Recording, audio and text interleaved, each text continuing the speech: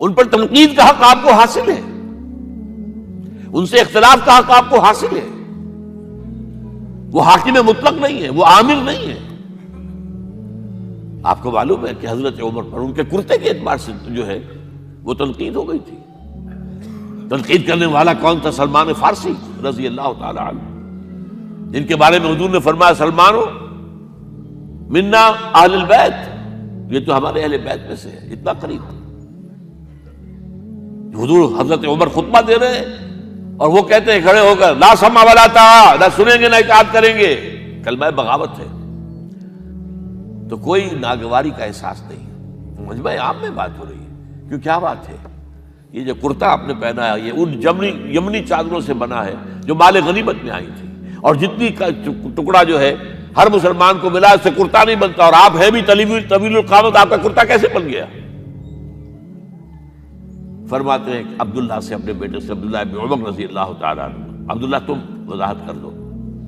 وہ کھڑے ہو کے کہتے ہیں نہ میرا کرتا بن رہا تھا نہ ابا جان کا، میں نے اپنے حصے کا کپڑا ابا جان کو دیا ہے، اس سے یہ کرتا بنا. الآن نسمع ونطیع، بس اب اس کے بعد آپ فرمائیے، آپ جو کہیں گے سنیں گے اور اطاعت کریں گے.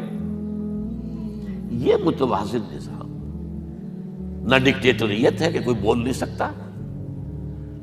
تم اور حاکم وقت پر تنقید کر رہے ہو اور بربرا کر رہے ہو. ایک عورت پکڑ لیتی ہے حضرت عمر کو رضی اللہ تعالی عنہ. حضرت عمر نے آرڈیننس نافذ کر دیا تھا کہ اتنے سے زیادہ، اتنی رقم سے زیادہ مہر نہیں رکھا جا سکتا. کہ عمر تم کون ہوتے ہو ہمارے حق کے اوپر پابندی لگانے والے؟ جب قرآن میں ہے وَآتَيْتُمْ إِحْدَاهُنَّ قِنْطَارًا، چاہے تم نے اپنی کسی بیوی کو ڈھیروں سونا دیا ہو تب بھی طلاق کی شکل میں واپس نہیں لے سکتے. قرآن قنطار کہہ رہا ہے، آپ کون روکنے والے؟ اور حضرت عمر فرماتے ہیں آج ایک عورت نے عمر کو دین سکھایا، آرڈیننس واپس. اسی طریقے کا معاملہ حضرت عمر کا یہ اجتہاد تھا کہ یہ جو زمینیں اتنی بڑی بڑی جو ہے سواد، عراق، ایران، مصر سب فتح ہو گئے، چند ہزار صحابہ.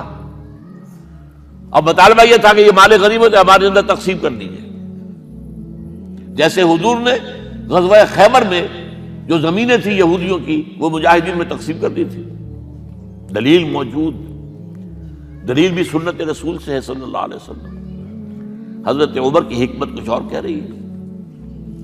یہ بات تو میں اپنے انداز سے کہہ رہا ہوں کہ اگر ایسا ہو گیا تو تاریخ انسانی کی سب سے بڑی جاگیرداری قائم ہو جائے گی. کتنے بڑے بڑے رقبے جو ہے صحابہ کو مل جائے گا. لیکن انہوں نے جو بات بیان کی وہ یہ تھی اگر یہ سارا تقسیم ہو گیا تو بعد میں آنے والوں کے لیے کیا رہے گا، اور جو فوجیں اب ہمیں پورے نظام کے لیے رکھنی پڑے گی ان کو کون سپورٹ کرے گا، ان کے لیے کہاں سے خرچہ آئے گا. تو انہوں نے طے کیا کہ یہ مال جو ہے مال فے ہے، یہ بیت المال کا ہے. جو مال غنیمت ہے وہ صرف وہ ہوگا جو عین محاذ پر حاصل ہوا ہے. ہتھیار ہیں یا بھیڑیں بکریاں ہیں یا اور جانور ہیں، یا وہاں پر جو پکڑے جائیں گے قیدی وہ غلام ہوں گے، وہاں پر اگر عورتیں ہوں گی پکڑی جائیں گی، کنیزیں ہوں گی. یہ نہیں کہ پورے ملک جو ہے وہ غلام بنا دیے جائیں اور پورے ملک کی جو زمینیں تقسیم کر دی جائیں. بعض صحابہ کھڑے ہو گئے نہیں.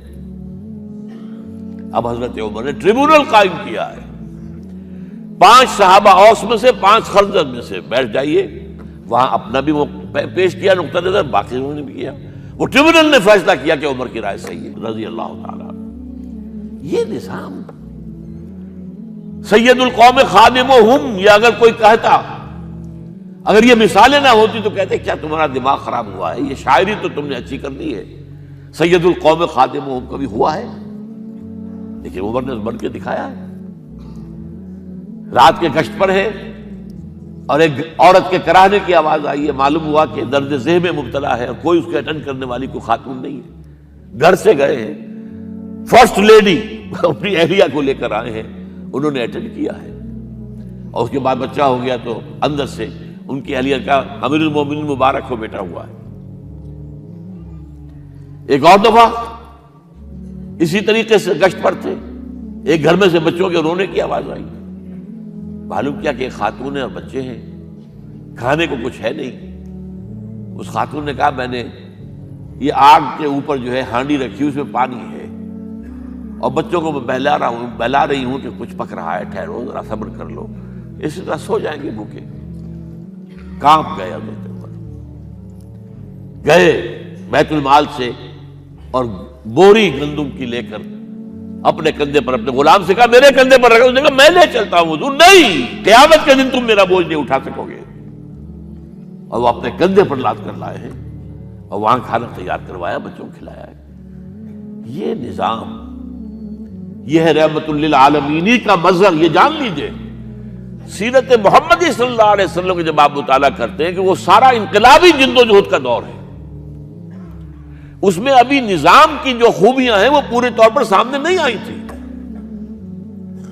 ابو بکر صدیق رضی اللہ تعالیٰ عنہ کا دور خلافت جو ہے وہ بھی کاؤنٹر ریولوشنری موومنٹس کو ختم کرنے میں صرف ہو گیا ہے، جسے انگریزی میں کہتے ہیں للی ان بلوم، نظام اسلام۔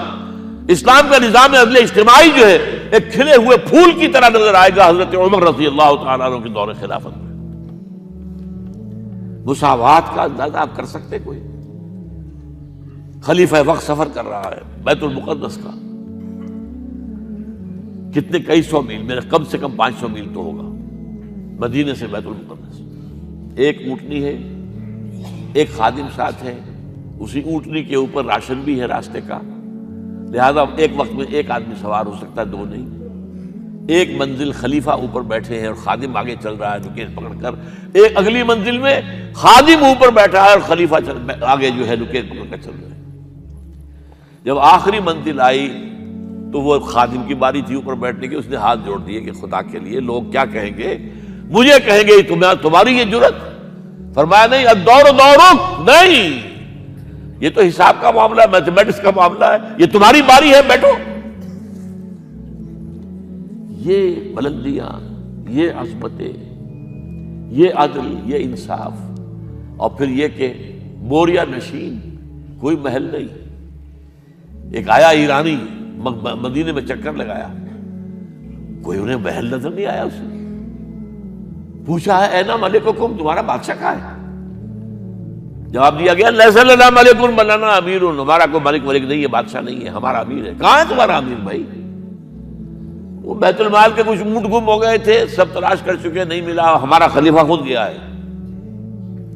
کسی کو ساتھ لے کر گیا ہوگا آئیڈینٹیفیکیشن کے لیے، تو دیکھا دوپہر ہو گئی تھی، دھوپ تیز ہو گئی تھی، حضرت عمر اپنے درے کو اپنے گردن کے نیچے رکھ کر ایک درخت کی چھاؤں میں آرام کر رہے تھے۔ نہ کوئی باڈی گارڈ ہے، نہ کوئی محافظ ہے۔